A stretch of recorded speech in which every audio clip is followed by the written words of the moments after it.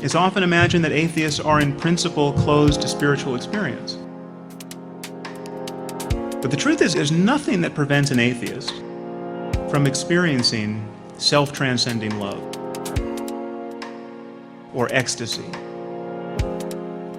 or rapture, or awe. In fact, there's nothing that prevents an atheist from going into a cave for a decade and practicing meditation like a proper mystic. What atheists don't tend to do is make unjustified and unjustifiable claims about the cosmos on the basis of those experiences. There's no question that disciplines like meditation and prayer can have a profound effect upon the human mind.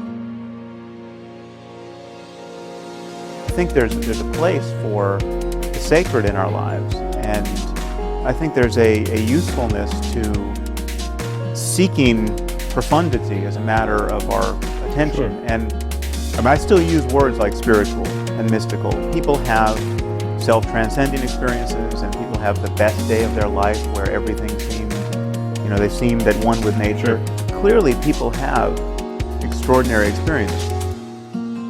It's possible to feel that you're one with the universe and to lose your sense of boundary with the universe.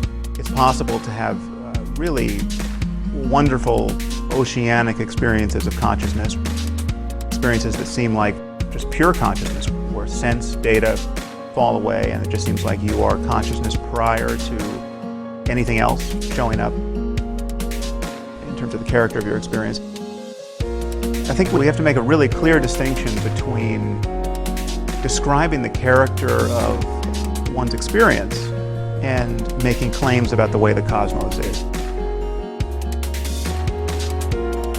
You have to be very slow to extrapolate from what you experience in the darkness of your closed eyes to what is true of the nature of the universe. Do the positive experiences of, say, Christian mystics over the ages suggest that Jesus is the sole savior of humanity? Not even remotely. Because Christians have been having these experiences, but so have Buddhists and Muslims and even atheists. So there's a deeper reality here, and it makes a mockery of religious denominations. The fact is that whenever human beings make an honest effort to get at the truth, they reliably transcend the accidents of their birth and upbringing.